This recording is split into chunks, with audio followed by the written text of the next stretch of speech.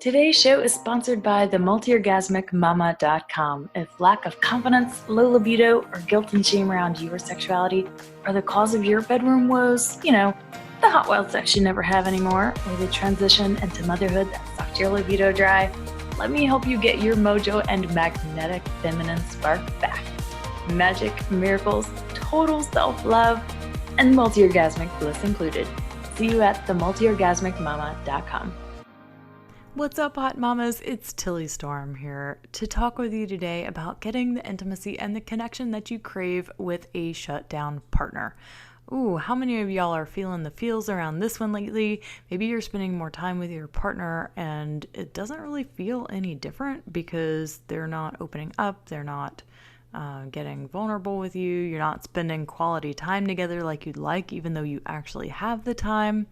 I don't know if this is why I keep hearing this from several different people just this week, but it's been coming on my radar, so I thought now would be a great time to discuss this topic. The first thing I want to say about it is that it's probably not about you. The reason that your partner is shut down likely has nothing to do with you, and it has everything to do with their own insecurities, their own issues, their own traumas, their own crap around not being able to get vulnerable with you. And just realizing that right there will help you to stop creating more tension and stress in the relationship, because you're not constantly asking, did I do something wrong? Is there something I can do for you? Because that gets really freaking aggravating. So don't do that. Okay. If they have said it's not about you, it's not fucking about you. Okay. So the first tip that I want to give you is to assess how much have you validated your partner's shutdown.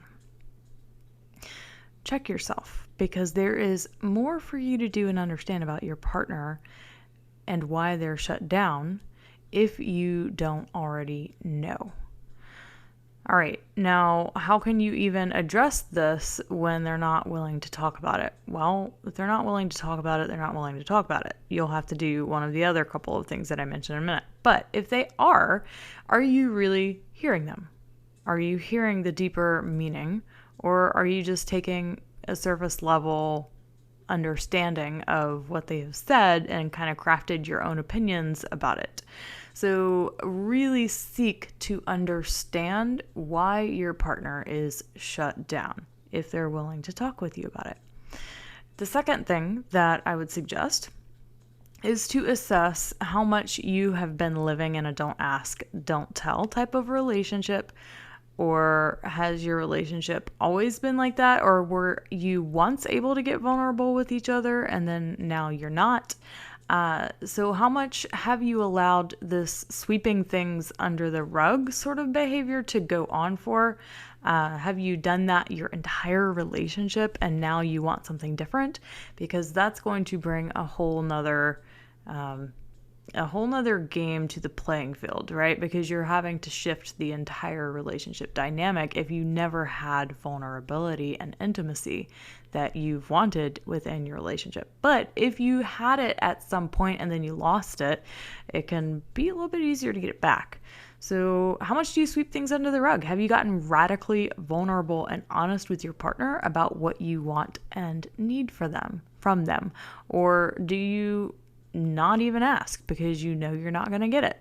Or do you not even bring up the conversation because you've had that conversation 500 times and it's never gotten anywhere?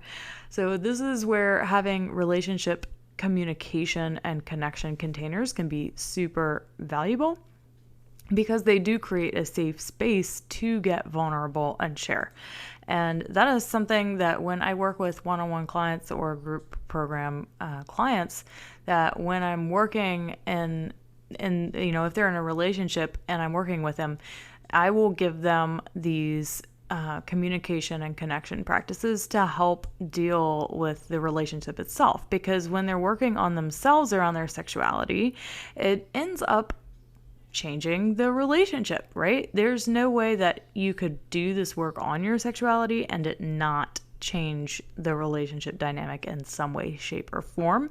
And having a way to talk about sex, and the relationship itself in a way that feels safe, where you're not going to feel that your partner is attacking you, judging you, or trying to fix you, and they're not feeling the same from you, is key to being able to create enough safety in the relationship to get vulnerable and to stop this don't ask, don't tell type of behavior.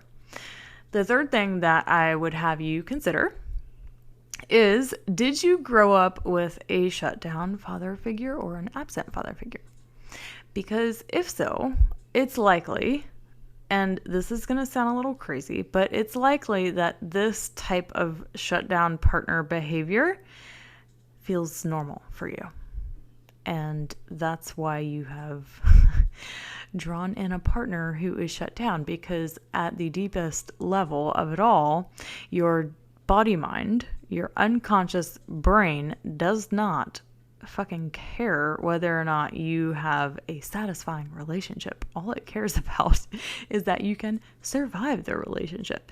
So if you grew up with a father that was distant, shut down himself, or absent, then having a partner that feels that way is pretty normal and sometimes to be expected, because we end up taking on relationship partners who do resemble our parental figures a lot of times, because the whole point of a relationship is to heal your inner childhood wounds around a relationship. And although that's not a very sexy way to think about relationships, it's, what the greatest relationship psychologists and researchers have found. So there's a book called Getting the Love You Want by Harville Hendrix that is epic in understanding why we get in relationships in the first place and why we're attracting the types of partners that we are attracting. And for a lot of women, this inner masculine dynamic that they have going on, they end up drawing relationship partners that resemble the masculine dynamic that they got when they were little. Now, how do you break free from that? You take responsibility for it and you heal your inner childhood wounds around the masculine and your father dynamic. And that is not an easy feat, and it is not one that you can do by yourself. You have to be guided through that in relationship coaching, or just coaching in general. Like when we're just working through sexuality coaching, a lot of it becomes about relationships, because there's no way that you can separate, just sexuality from relationship dynamics, because they're so intertwined. All right, so that was the third tip is, really take stock. How did you grow up? Did you grow up with a shutdown father, or an absent father, or one that was just completely emotionally unavailable? Then it's not surprising that your partner might be too. And that doesn't mean that there's no hope for you. It just means that once you do the inner work around the inner child wounds, it's much more likely that once that inner child starts to heal, she starts to get the love that she never got when she was little. Once you start to meet all of her needs and reparent her, you stop seeking the outward approval that you're unconsciously going for. And you open up to receive more of what is already present, okay? Because it's likely that your partner actually is open and does not want to be in a shutdown relationship either, but you're just not able to receive what's already available to you because you're projecting your own inner childhood wounds of the masculine onto your partner. That is some deep shit right there. And if you don't agree with me, go read the book, Getting the Love You Want by Harville Hendrix. It's epic. Okay, the next thing that I want to say about this is that partners are mirrors. So are you willing to get intimate with your own inner world and discover the blocks keeping you from the outer intimacy and the connection that you crave? Because your inner world is going to dictate your outer world. I can tell you, if you are not willing to get real and get to know your inner world, your own inner psychology, your own sub-personalities, identities, all of the parts and pieces that come to the table to make up the whole person, all of who you are, if you're not willing to get intimate with that shit and get connected with it and to heal some of the dynamics that aren't serving you anymore, you are not going to get that intimacy and the connection with your partner that is seemingly shut down, because in a way, well, you are too. Okay.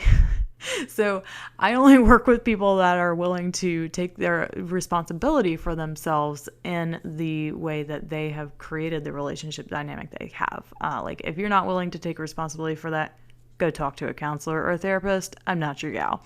But if you're ready and willing to do that deep inner work to shift these dynamics, that is what I do in my coaching programs. So there's one-on-one coaching and my Ignite Your Desire coaching program, and then there's my Sensually Embodied Woman group coaching program, where you learn a bunch of deep embodiment practices, the jade egg practice, somatic trauma release practices to work on your own sexuality and your own inner child drama and shit. So we do that in the one-on-one session. So although it is a group coaching program, there's a group coaching component, but there's also one-on-one coaching components. So you get 5 one-on-one office hour sessions with me throughout the 10-week program. And that is exactly where we work through your inner child wounding, and we work through your inner masculine and feminine dynamics, where, we go through your